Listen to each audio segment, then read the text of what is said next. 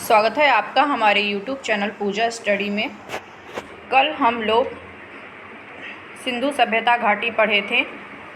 आज हम लोग वैदिक संस्कृति के बारे में पढ़ेंगे, मतलब वैदिक सभ्यता पढ़ेंगे, जिसमें पहला क्वेश्चन ये है कि पूर्व वैदिक या ऋग्वैदिक संस्कृति का काल किसे माना जाता है।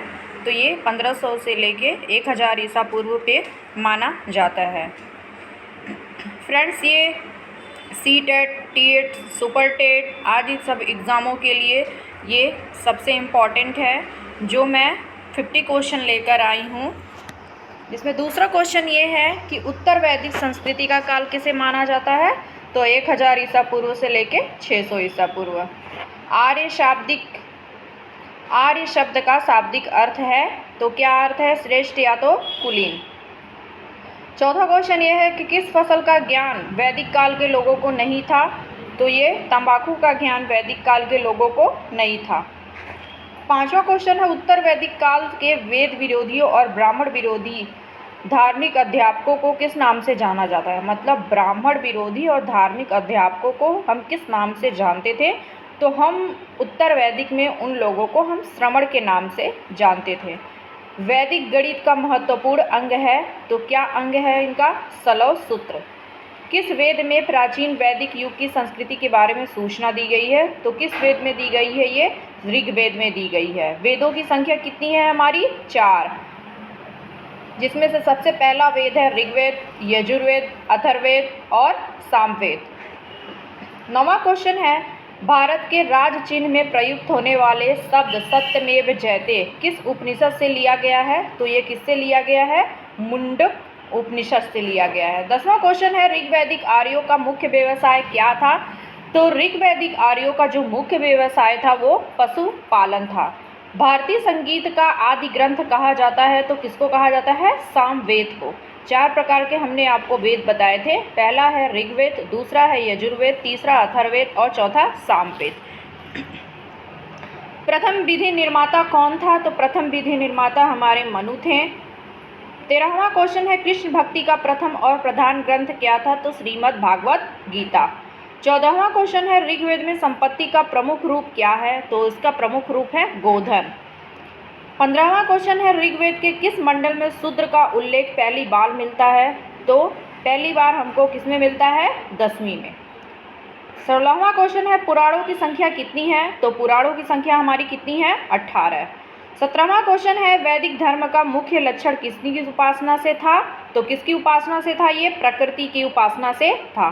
किस वेद के लिए ऋग्वेद में पुरंदर शब्द का प्रयोग किया गया है। तो किसमें प्रयोग किया गया है? तो इंद्र में। अस्तोमा सदमय कहाँ से लिया गया है। तो अस्तोमा सदमय हमारे ऋग्वेद से लिया गया है, जो सबकी सबसे प्राचीन वेद है ऋग्वेद, उससे लिया गया है। शल्व सूत्र किस विषय से संबंधित है। तो शल्व सूत्र हमारे किससे संबंधित है? ज्यामिति से संबंधित है।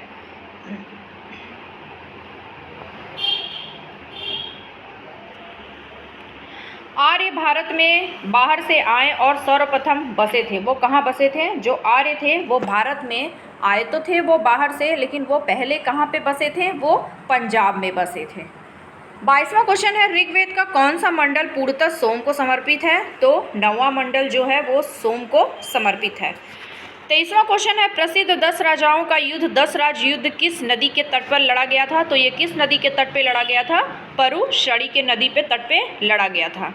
24वां क्वेश्चन ये है कि धर्मशास्त्रों में भू राजस्व का दर क्या है। तो भू राजस्व का दर हमारा 1/10 भाग है। 25वां क्वेश्चन है 800 ईसा पूर्व से लेकर 600 ईसा पूर्व का काल किस युग से जुड़ा हुआ है। तो ये किससे जुड़ा हुआ है? ये ब्राह्मण युग से जुड़ा हुआ है। 26वां क्वेश्चन है आरंभिक वैदिक साहित्य में सर्वाधिक वर्णित नदी है। तो ये सिंधु नदी है। तो फ्रेंड्स, यहाँ पे हम 26 क्वेश्चन को देख चुके हैं। अब हम 27वां क्वेश्चन देख रहे हैं, जो कि सबसे इम्पॉर्टेंट ये सब क्वेश्चन है, जो कि पैट एग्जाम के लिए सबसे मोस्ट इम्पॉर्टेंट क्वेश्चन है। तो 27वां क्वेश्चन उपनिषद काल के राजा अश्वपति कहाँ से शासक थे। तो ये कहाँ के शासक थे? के शासक थे। 28वां क्वेश्चन है अध्यात्म ज्ञान के विषय में नचिकेता और यम का संवाद किस उपनिषद में प्राप्त हुआ है। तो कठोपनिषद में। 29वां क्वेश्चन है वैदिक नदी कुबा का स्थान कहाँ निर्धारित होना चाहिए। तो कहाँ पे निर्धारित होना चाहिए? अफगानिस्तान में निर्धारित होना चाहिए। 30वां क्वेश्चन है कपिल मुनि द्वारा प्रतिपादित दार्शनिक प्रणाली क्या है? तो सांख्य दर्शन है। 31वां क्वेश्चन है भारत के किस स्थल की खुदाई और लौह धातु के प्रचलन में प्राचीनतम प्रमाण मिले हैं? तो ये कहाँ पे मिले हैं? अतरंजी खेड़ा में मिले हैं। 32वां क्वेश्चन है कि किस काल में अछूत की अवधारणा स्पष्ट रूप से उदित हुई है? तो किस रूप में हुई है? धर्मशास्त्र के काल में। 33वां है गायत्री मंत्र किस पुस्तक में मिलता है? तो ये किस पुस्तक में मिलता है? ऋग्वेद में। 34वां है न्याय दर्शन को प्रचारित किया था? तो गौतम ने। 35वां है प्राचीन भारत में निक्स के से जाने जाते हैं? तो स्वर्ण आभूषण। 36वां है योग दर्शन के प्रतिपादक कौन है? तो योग दर्शन के प्रतिपादक हमारे पतंजलि हैं। उपनिषद पुस्तकें हैं दर्शन पर आधारित हैं। 38वां क्वेश्चन है पूर्व वैदिक आर्यों का धर्म प्रमुख था? तो ये किस में प्रमुख था? प्रकृति पूजा और यज्ञ पे। 39वां क्वेश्चन है चरक संहिता नाम पुस्तक किस विषय से संबंधित है? ये चिकित्सा से संबंधित है।